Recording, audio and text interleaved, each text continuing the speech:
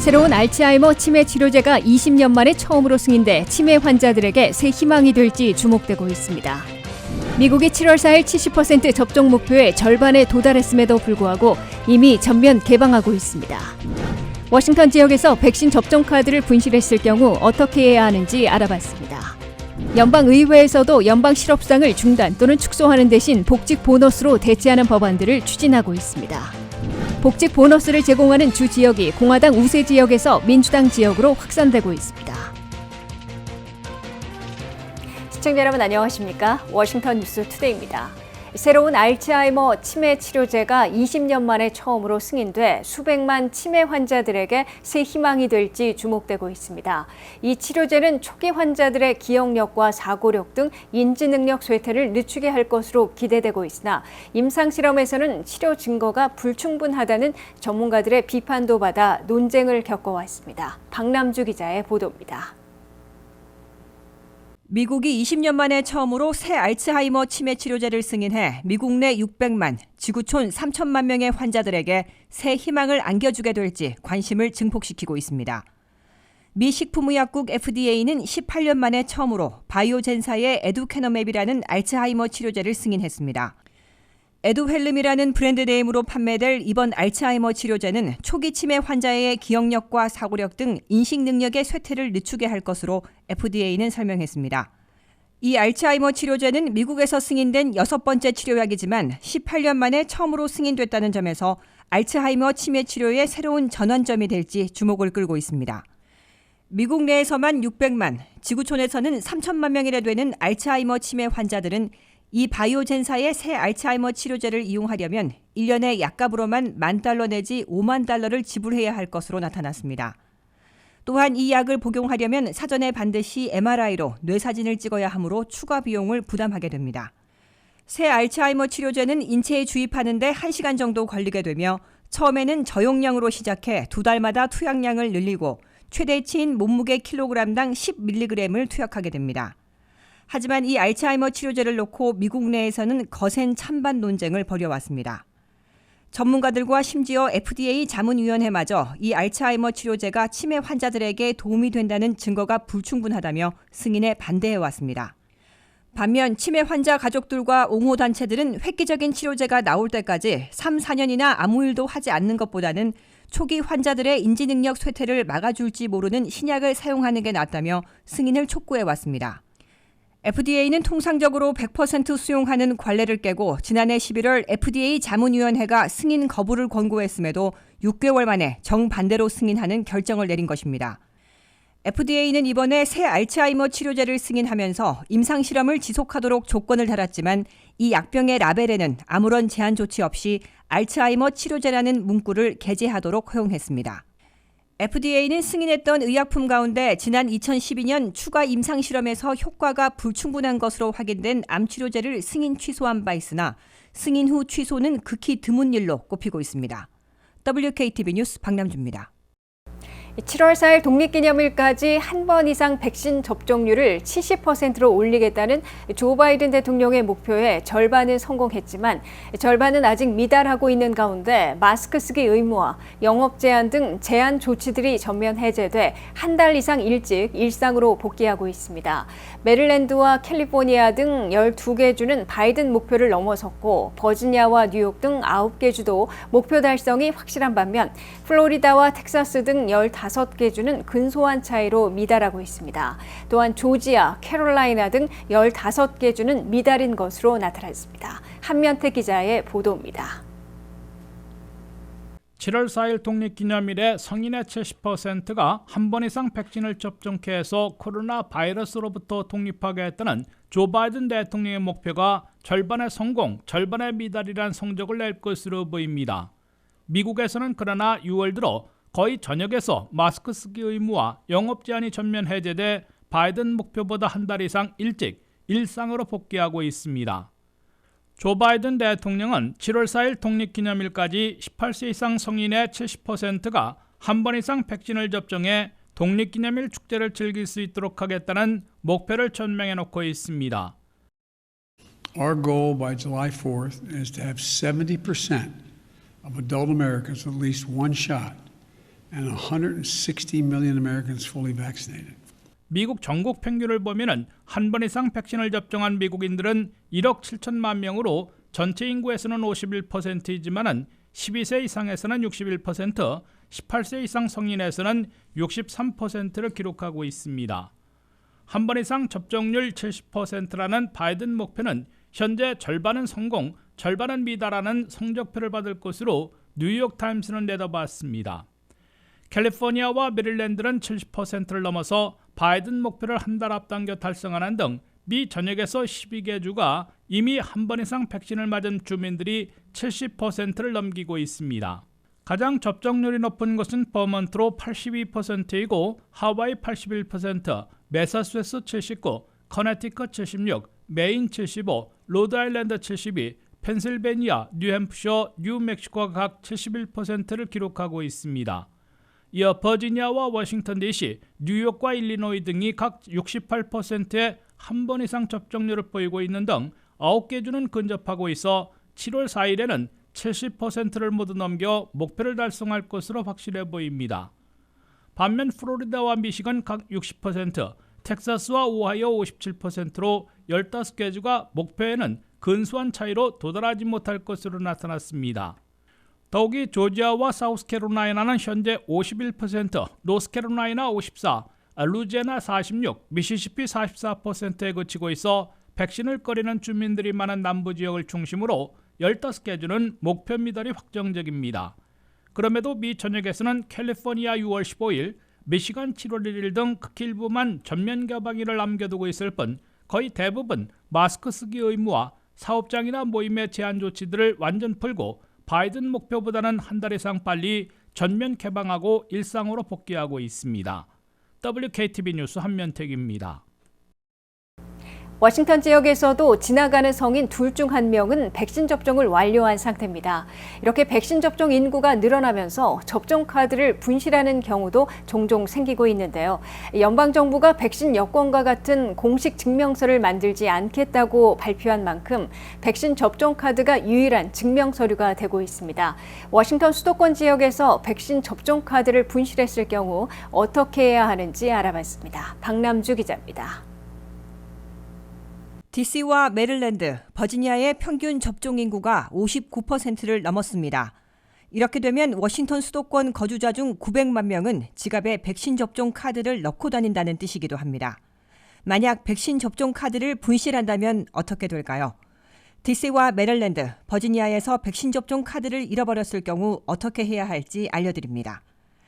DC는 마이 이뮤니제이션 레코드를 뜻하는 마이IR이라는 웹사이트를 만들어 거주민들이 온라인으로 백신 접종 기록을 남길 수 있도록 하고 있습니다.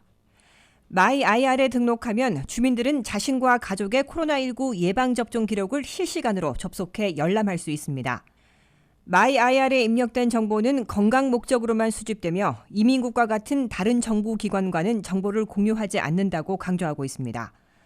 마이IR은 DC의 보건복지부와 질병통제예방센터 CDC가 공동 개발해 운영 중입니다. 메릴랜드도 주 차원에서 접종 기록을 남길 수 있는 웹사이트를 운영해 백신 접종 카드를 잃어버릴 경우를 대비하고 있습니다. 등록을 원하시는 분은 md.myir.net으로 접속해 이름과 성, 생년월일, 성별, 이메일, 주소와 전화번호 등을 기입하시면 됩니다. 버지니아에서 백신 접종 카드를 분실했을 경우 이메일이나 전화를 해 도움을 요청할 수 있습니다. 이메일 주소는 vaccinrecord@vdh.virginia.gov이고 전화번호는 1866-375-9795번입니다.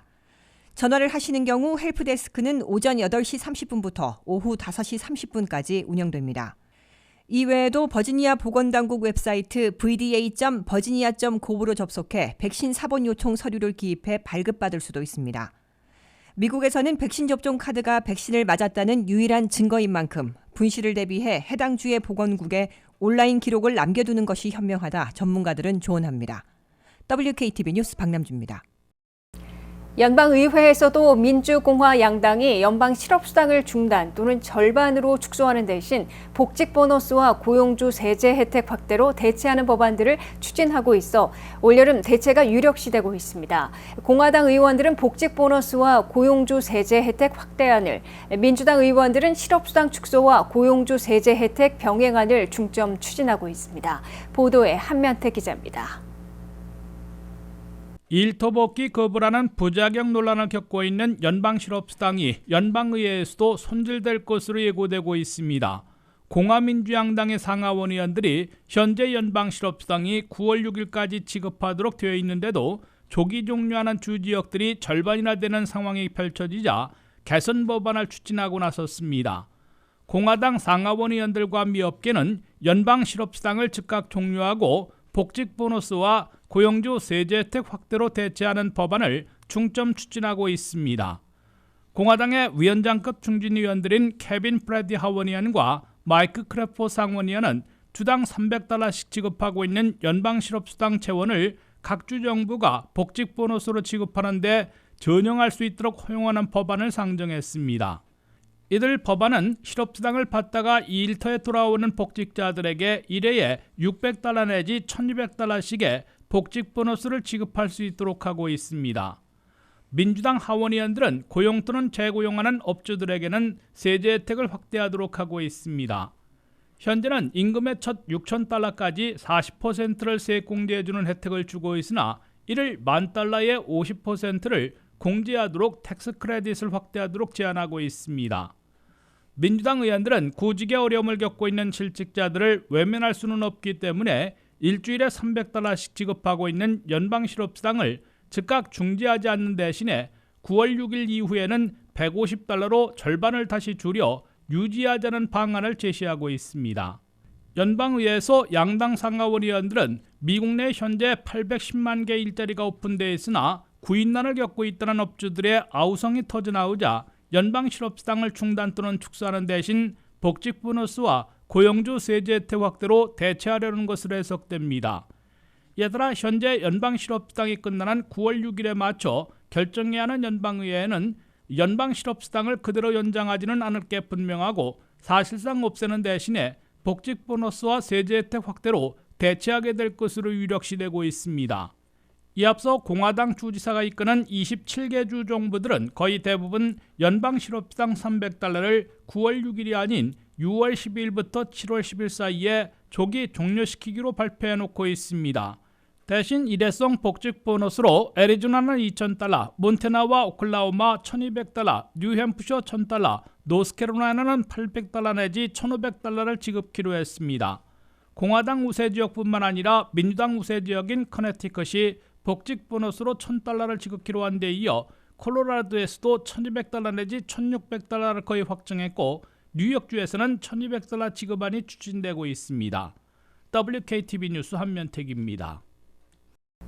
일터에 복귀하는 실직자들에게 복직 보너스를 제공하는 주 지역들이 공화당 우세 지역에서 민주당 지역으로 확산되고 있습니다. 복직 보너스를 제공하려는 주 지역들은 공화당 우세 지역인 몬태나, 오클라호마, 뉴햄프셔, 애리조나에 이어 노스캐롤라이나로 이어지고 있고 민주당 강세 지역인 커네디컷, 콜로라도, 뉴욕주로 확산돼 10개 주에 거의 도달하고 있습니다. 조현우 기자가 보도합니다.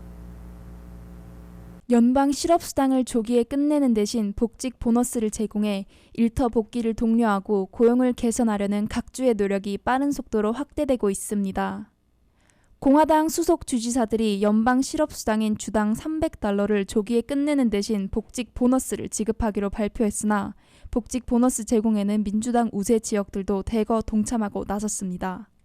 9월 6일까지 지급할 수 있도록 돼 있는 연방 실업수당 주당 $300를 6월 12일부터 7월 10일 사이에 앞당겨 끝내겠다고 발표한 공화당 수속 주지사들이 전체 27명에서 25명으로 늘어났습니다. 연방 실업수당을 조기에 끝내는 대신 복직 수당을 지급키로 한 공화당 지역은 몬태나를 시작으로 오클라호마, 뉴햄프셔, 애리조나이고 노스캐롤라이나는 상원에서 승인되었습니다. 이래 지급되는 복직 보너스가 몬태나와 오클라호마는 $1,200이고 뉴햄프셔는 $1,000이며 애리조나는 가장 많은 $2,000로 책정됐습니다. 입법으로 결정하고 있는 노스캐롤라인은 30일 내 복귀 시 $1,500, 60일 내 복귀 시 $800의 보너스를 지급하는 법안이 상원에서 승인돼 거의 확정되고 있습니다. 민주당 지역에서 가장 먼저 복직 보너스를 지급키로 한 커네티컷 주에서는 선착순 1만 명까지 복직해 8주 동안 일하면 $1,000씩 제공키로 했습니다. 콜로라도는 5월에 복직 또는 취업한 경우 8주를 유지하면 $1,600를 복직 보너스로 지급하고 6월에 복귀 시 $1,200를 지급하기로 했습니다. 민주당 아성인 뉴욕주에서도 복직 또는 취업해 4주 동안 유지하면 1회에 한 해 $1,200를 복직 보너스를 지급하는 법안이 상정돼 추진되고 있습니다. 민주당 우세 지역들은 연방 실업수당을 조기에 종료하려 하지는 않고 있으나 실직자들이 하루속히 일터에 복귀해 업계의 구인난을 해소하고 전체 고용을 개선시키려고 복직 보너스를 채택하려는 곳이 크게 확산되고 있는 것으로 해석되고 있습니다. 이와 함께 실업수당이 일터 복귀 거부나 구직 노력 포기라는 부작용을 불러왔다는 비판을 감안해 팬데믹 이전과 같이 실업수당을 받으려면 최소한 2번의 구직 노력을 입증하도록 요구하는 주정부들이 34개 주로 대폭 늘어난 것으로 나타났습니다. 버지니아와 메릴랜드도 팬데믹 이전과 같이 실업수당을 받으려면 구직 노력을 입증하기 위해 취업 접촉 정보를 제출하도록 요구하기 시작했습니다. WKTV 뉴스 조현우입니다.